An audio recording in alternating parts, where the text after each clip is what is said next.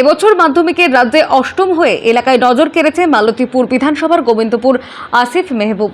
সাধারণ কৃষক পরিবারের ছেলের এমন সাফল্যে উচ্ছ্বসিত সকলেই। শনিবার আসিফের বাড়িতে উপস্থিত হয় মালতীপুরের বিধায়ক আব্দুর রহিম বক্সী। তাকে মিষ্টিমুখ করিয়ে নিজ হাতে পুষ্পস্তবক দিয়ে সংবর্ধনা জানায়। তার উজ্জ্বল ভবিষ্যতের পাশাপাশি শিক্ষাক্ষেত্রে পাশে থাকার আশ্বাস দেয় বিধায়ক। আমার বিধানসভা মালতীপুরের শ্রীপুর ১ নম্বর গ্রাম পঞ্চায়েতের গোবিন্দপুর গ্রামে আছি আমরা আনোয়ার সাহেবের বাড়িতে। তার ছেলে আসিফ মেহবুব এবার মাধ্যমিকে অষ্টম স্থান অধিকার করেছে পশ্চিমবঙ্গে।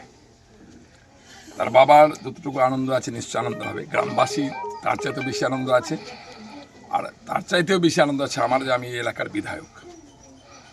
আসিফ মেহবুব শ্রীপুর ১ গ্রাম পঞ্চায়েতের গোবিন্দপুরের বাসিন্দা। বাবা আনোয়ারুল হক সাধারণ চাষি। সে কালিয়াচকের জয়নপুর হাই স্কুল থেকে পরীক্ষা দেয়। তার মাধ্যমিকে প্রাপ্ত নম্বর ৬৮৮।